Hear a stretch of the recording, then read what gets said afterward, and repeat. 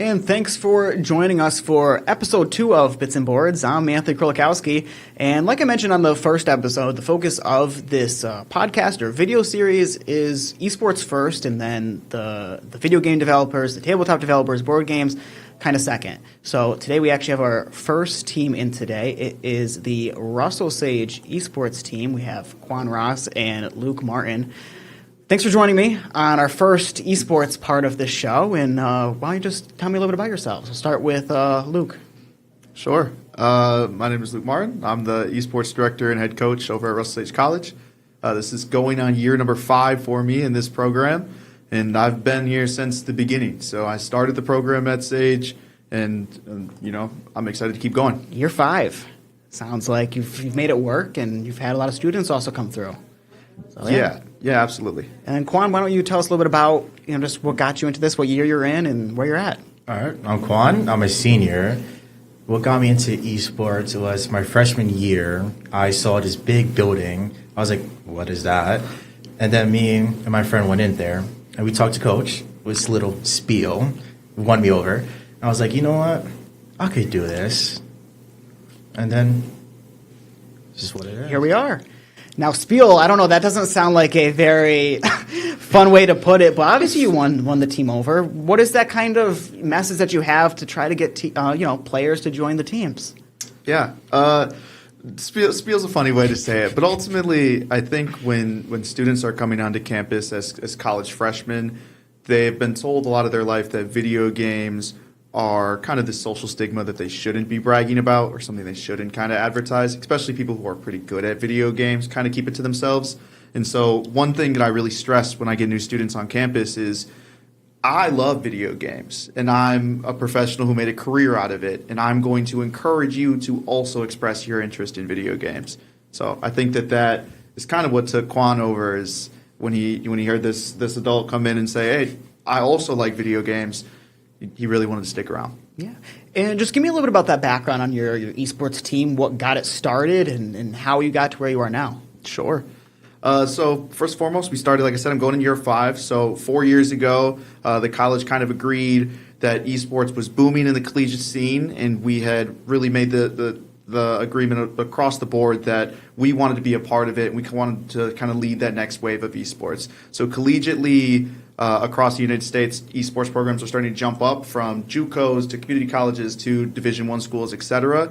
And it's kind of because once you establish the lab, once you get that arena built, it's accessible for anyone to participate in, no matter the physical requirements that they have. So that was kind of a big appeal for us, and something that we really pushed towards. And then something that kind of we staked our claim as we continued growing the program is that we were going to include as many students as we could. We were going to try to make it as accessible as possible. And then we were going to encourage a different side of athleticism and teamwork that you don't normally see.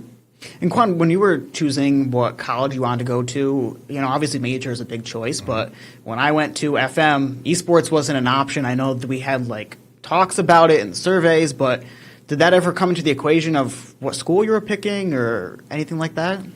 It did a little bit, to be honest, but there was also a royal family because my god-sister goes to this school. So I was like, let's go here. Let's see what's up. And then esports has made it an even bigger role of staying, to be honest, because there's a lot of good people there, and we have our coach. Yeah, spiels and all, right? Absolutely. But in those 5 years that you've been doing it, how has the program changed? Have you gone into more games, and has the team size gotten bigger, and maybe budgets and arenas? How has that evolved? Yeah, absolutely. It's changed in so many different facets. We've stuck with the same space, but if you were here in the very first year of our program, we had a room that was just empty when I arrived on campus, and we ended up building desks and tables and all kinds of wall decals and such. And then we had to provide the equipment, all of our computers, our consoles, our switches, our PlayStations. Everything had to be provided to build out the lab.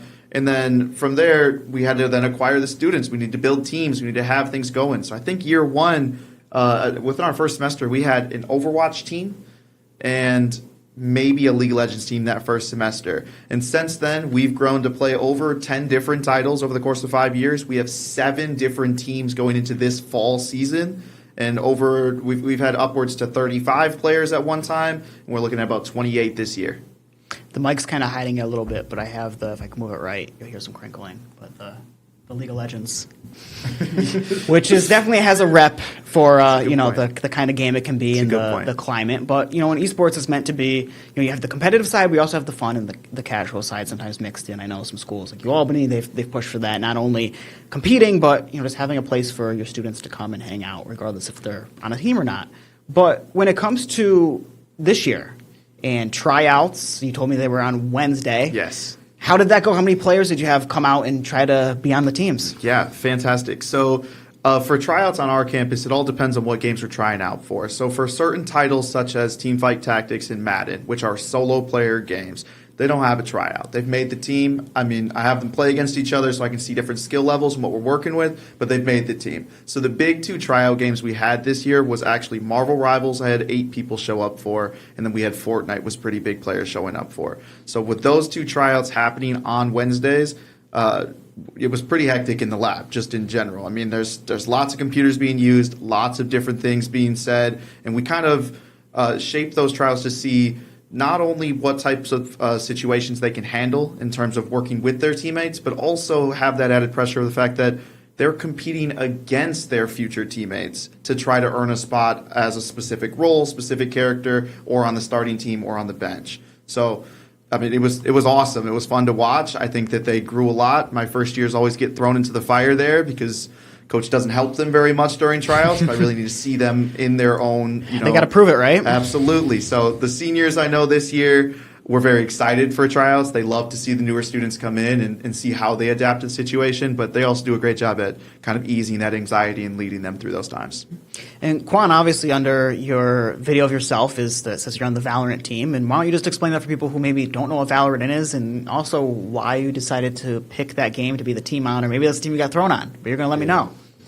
Nah, Valorant's a 5v5. You usually have smokes, duelists, initiator, and what's the last one? Sentinel. It's okay. I don't know all the roles that much either. I like playing Viper with her poison and everything, and then Vise with the little metal traps. But I don't feel like they're the most meta option, at least Vise. But they're fun. It's fun to be a little tricky. But what got you on to that game? Well, for me, I'm a PlayStation player, so I wasn't really introduced to Valorant until I became part of eSports, because there's COD, there's mostly Apex. Those are what I usually played before I joined eSports. And when I came into eSports, there was a Valorant team, and I was like, what game is that? And Coach streams, so I was in middle class, just watch the live stream or just go in person and get the feel of the aura. Yeah, what it's like. Yeah, it must be different from COD that you have a. From my understanding, I've never really played COD myself, but I know it's just your generic shooter of different, in the terms of you have different weapons, right? Yeah. Compared to a hero shooter like Overwatch or, in this case, Valorant, where each character's a little different and they all have the same access to the guns. Yeah. So, and then I just kind of started loving it. So I was like, one day I was like, you know what? I'm just try to go out for Valorant. I was like, it's enough. Just try it. Just see if you could do it, if you could cut it. And that's how I started becoming a player for Valorant for our team. Is this year 1, year 2, year 3 for you? Year 2. Okay. How do you think you've evolved as a player? Maybe Coach can chime in here a little bit and how that's changed. I know Valorant, from my understanding of playing games like Splatoon and like Overwatch, for example, those games you're running, you're jumping while you're shooting, and Valorant's more of a strategic, stay still when you're shooting, which for people who don't understand that, you're like, why is my gun not hitting anything? So what has that evolution been like? Maybe Coach can chime in as well. You want to go first? Or? Well, you first. Tell me what you think you've grown on since you've learned how to play the game. For me, keybinds. I didn't know what to press, didn't know what to do. I had to, and then crosshair placement, and then actually think what the enemy's going to do or try to predict it, because there's maps with 2 sites, 3 sites, so you predict where they station out, where their sentinel players are, especially Cypher. Hate that guy. And He has the cards, right? no, he has No. trips. Trips. Okay. Cybernetic Trips. guy. Okay. Little temporary smokes for himself. Yeah. Crosshair placement, learning the actual what to do with the keyboard, how to put my abilities to use for the team and for myself personally, how to calm. I'm still learning about calming to my teammates, what I see, what I hear. And lastly, I actually just learn to play with my teammates, my team members. Yeah, I think that's a lot of, like, for someone who's played League a lot, you know, it's a multiplayer game, but you're kind of constricted to this bubble of you have the chat, and it's also a very much on a non-esports level, just a lot of what you can do to carry your team, even though it is a multiplayer game. Obviously, in an esports format, you are definitely working together because it's the team to the max. And if the team isn't playing as a team, why are you on an esports level? But, Coach, why don't you talk to us a little bit about your experience with Valorant or maybe games as a whole and how you're able to coach somebody like Quan and your other team, the other players, into making them stand out into their roles and also just being a jack of all trades to teach them. Sure. First and foremost, it's an honor and a pleasure to be able to coach all of my players from all different backgrounds. And when they come in and some of them say, all I've done is played 3 hours of The Sims and I want to learn how to play Valorant. So I've heard that before. So it's fun to me to be able to share my passion in video games and teaching. And I just have hours upon hours on every video game because it's my hobby when I get home from work. But I know Quan was mentioning a little bit of things like mechanics he had to learn, and he talked about keybinds. And the big one that I think a lot of console players, because Quan comes from console, playing Call of Duty, things like that, the thing they have to learn is Valorant, up until about last year, was exclusively a PC game, meaning you had to use the WASD keys and the mouse in order to move your character around. A lot of people who come from consoles are only used to the controller. So they have to kind of understand how to use those two mechanics together, and it's a big learning curve. And then once they do that, they got to learn all the core concepts of the game, like you were mentioning, when to be loud, when to be quiet, when to move, how to control recoil, what sights do, what characters look like, what agents are, et cetera, et cetera, et cetera. So I love that. I love that journey. I love teaching people from the very beginning to working with my extremely high-ranked, talented players who already know everything that I'm saying, and I'm just being more efficient or just nitpicking all the small things that they do wrong. Mm-hmm. Now, in my job, I learn something new every day when I'm out on stories. And, I feel like I can teach people about topics, but I can always learn myself. As a coach, what is a game that maybe you've had to teach yourself on as you're teaching your players, and how have you evolved in that game? Sure. I'll give you two examples. One, this season where I'm coaching Marvel Rivals. The first season I've coached Marvel Rivals, the game's kind of the hit game of the summer. With that said, I did not play very much of it this summer. I was a little bit more active in some single-player games and going through my tried and trues and my classics. So Rival Rivals is one that literally I got home from tryouts and said I might have to put in 20 hours of Marvel Rivals this weekend to help kind of get myself more familiar with the game. So from a ground level, learning games to the most proficiency and consistently learning games is something that I do all the time, something I enjoy doing. But outside of that, for me, a big learning curve was interacting with students, coaching students, working with people of different personality types. I had the pleasure of coaching an all-women's roster one time, which was amazing, and a learning curve for me as, I've been in the video game space, which is predominantly dominated by men. It was something I had to learn how to handle. Different people, different ways they interact, and then, of course, different skill levels. I come in with players who don't know how to use WASD, and then I have people who have been playing on a PC since they were 12 years old. So, real quick, before we go into our commercial break here, what do you think is more competitively viable, controller or WASD, the keyboard controls, for both of you? Boy, that's very game dependent. It's very game dependent, and the reason I say that is the biggest perk of a controller is that you get something called oh goodness, I'm blanking. It's not auto aim. What is it called? Aim assist. Thank you. I don't know why I blanked on it. Aim assist. It's a thing in console games that allow your bullets in most games or in hero shooters, any form of attack, to sort of track to the enemy. When you play on a PC, because there's mouse and keyboard, they do not get aim assist. They do not get that advantage. It's strictly for controller players. The counter that's given to mouse and keyboard players, you get a little bit more refinement with your sensitivity, aka your mouse movement, and that allows you to be more precise and rewards better individual skill. So I would say for beginners, I think controller is always a great way to go. It's a great way to ease you into the game. But if you want to start really refining your skills and you have the accessibility of a computer and mouse and keyboard, I will always be team mouse and keyboard. Anything you want to add to that, Quan? Aim assist ain't that helpful. It's not always that helpful. Sometimes you be trying to go past them and it just clicks on. Plus, PC gets way more movement, especially on Apex. That's just not fair.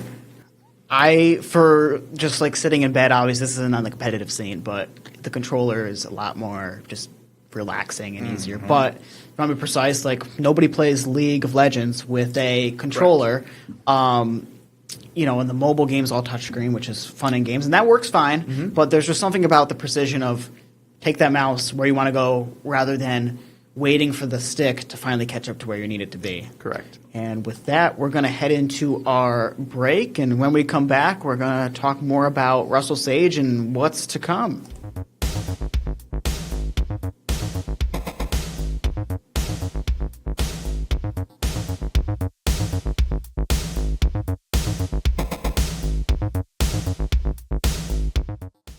And we are back. Now, coming up, I know you just said, and we talked about your tryouts, and just give us a quick recap. What are those games that we're going to be seeing when the season starts up, and when does that season start for you where you start going up against other colleges? Sure. Our season starts September 29th. So the last week of September is when we officially start up. We will play for 7 weeks, and then depending on our record, we would qualify or not qualify for playoffs, and we continue on that way in a single elimination tournament bracket. So for us, specifically at Sage, this fall, we are competing on Mondays in Teamfight Tactics and Apex Legends. Tuesdays, we'll be competing in Valorant, Street Fighter 6, and Fortnite Zero build specifically. Wednesdays, we'll be competing in Marvel Rivals, which is the new one this year. And then Thursdays, we will be competing in Madden. So we are Monday through Thursday this year for the next 10-ish weeks. Yeah. And then, Quan, in Valorant, if you want to just give a little bit more about the role you're going to be playing and some of the characters that you like and how you think you're going to maybe stand out or improve your team and how that's going to work out and all just right. Your hopes and dreams for this season. So my role is going to be duelist, and my goal is to push our team forward, get us onto site, take that first fight, hopefully win. And then my favorite characters would be Raze, Jet, ISO, and I'm just now starting to like Reyna. And you said my hopes? Mm-hmm. I hope to make playoffs and get more attuned with my new teammates because we have a whole new roster. And hopefully just improve my game. Yeah. So explain to me how the season works. So if I'm correct, you already have the teams set at this point, correct? And then what exactly are playoffs for people who don't know and how that works with the collegiate scene of climbing and going against other colleges? Sure. So we have the pleasure of competing through the ECAC, the Eastern Collegiate Athletic Conference eSports division. And for us specifically in the eSports world, we don't have NCAA divisional guidelines. We can compete against any institution that's within our same ranked or average rank of our team players. So if my team this year is around a gold average as a Valorant team, hopefully we are playing against other teams who are around that similar average. We'll be sorted into an 8-team league or 8-team division. We would play against each of those teams one time. That's 7 different games. It is very traditional as like a traditional sport where we would play them in a best-of-3 series. If we win the best-of-3 series, we go up 1-0 and then continue throughout the rest of the year. Depending on our standings or our place in the standings by the end of the season, we would qualify for a single elimination tournament in which we are seeded, again, based off of our record from the regular season. And then we would play for the next 3 weeks in hopes to bring home a championship. And here on the local level, what colleges do you find yourself going up against? Yeah, I mean, There are all kinds of schools, to be honest. We can play anyone from schools down in Florida to schools in Cali to more local schools. We play against Husson University. I'm speaking strictly for Valorant because he's sitting right next to me. Play against Husson University every semester. We love Husson University. Utica has a team. UAlbany has a team. We attended an event at RPI last year. They have a team. So tons of different teams in the local region. Tons of different teams across the East Coast, as we are specifically playing mostly in an East Coast division. But we play against everyone, all over. Quan, or maybe your coach here can also answer this one. Any rivalries or somebody that you found as your biggest opponent? It could be a local school or it could be something a little farther away. It seems like that might be the case by the looks, but let me know. I'm gonna let you answer that. I'm not nice. No, that's a good point. We've played against a lot of schools, so it's actually very game dependent. So it's very interesting. We play against Fisher College all the time in a lot of games. Madden specifically really struggles against Southeastern University. They always have about 4 to 5 players, and so we play against them all the time. Husson University is somebody we always play against in Valorant specifically. We've played against the same team of 5 players for about 3 years now, so we play against them and practice against them all the time.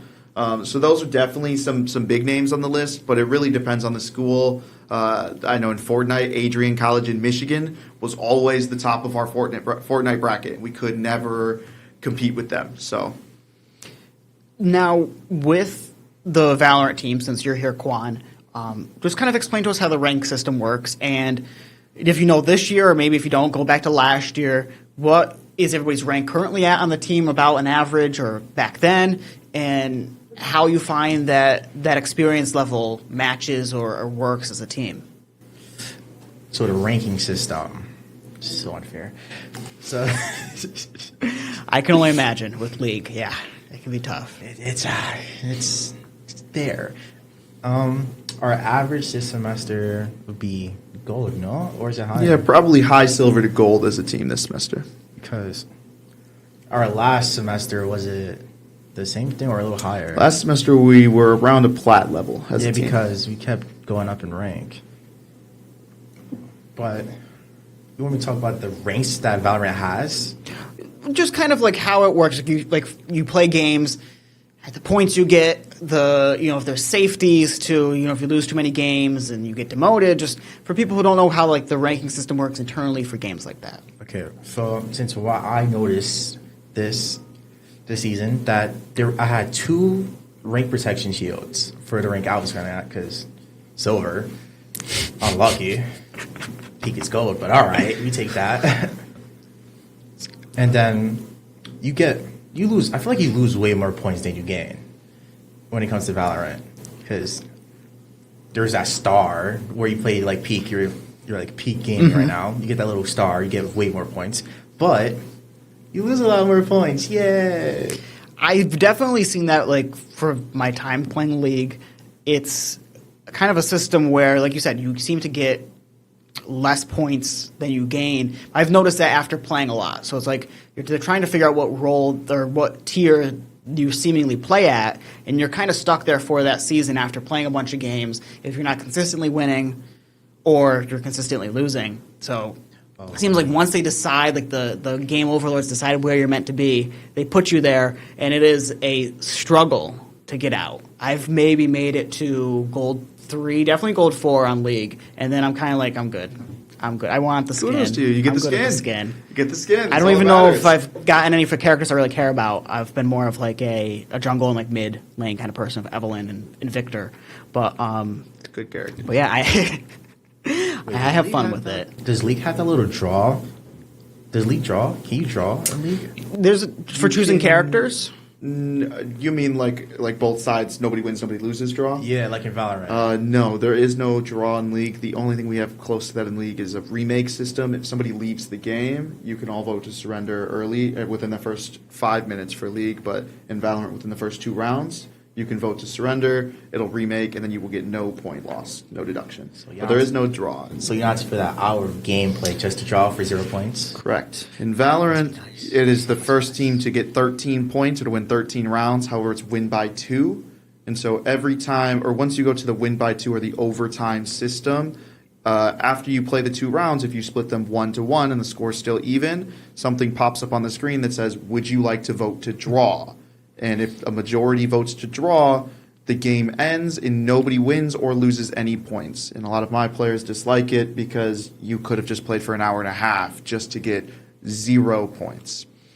And if you're at home and not in the esports setting and you have to go somewhere and the significant other's on the computer for an hour and a half, That's fair. it can certainly tie you up. But, it's the fun of the game and this is what you sign up for when you hit start match. So it's just part of it.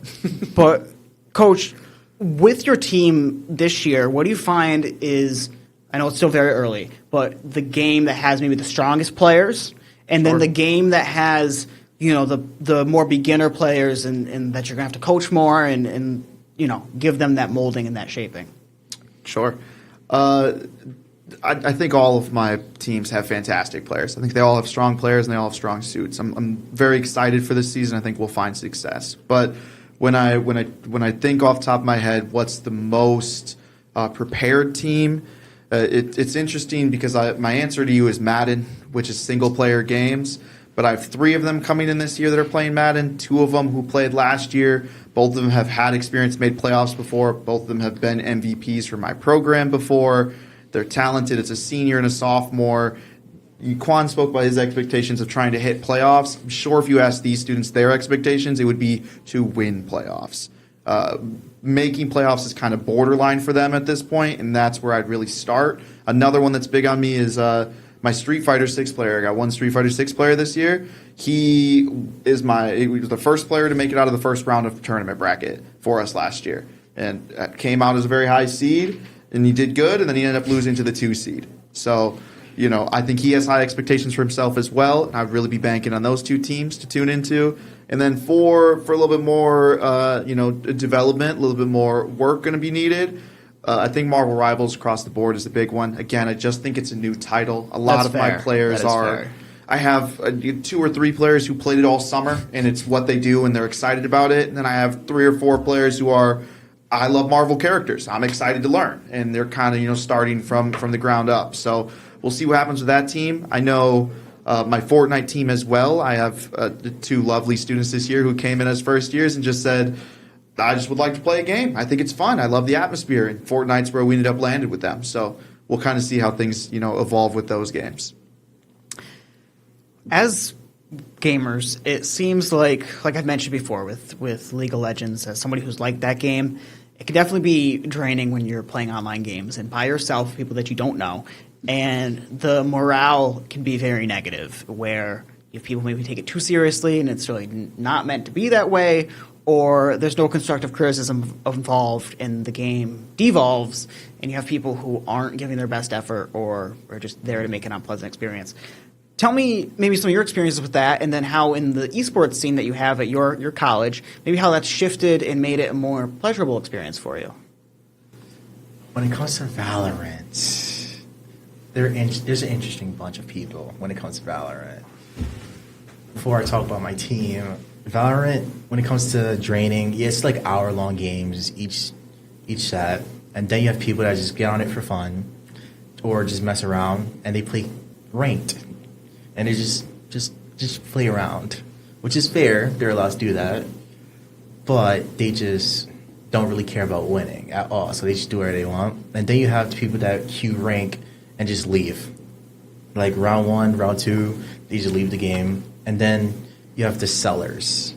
They just get on to ruin people's day.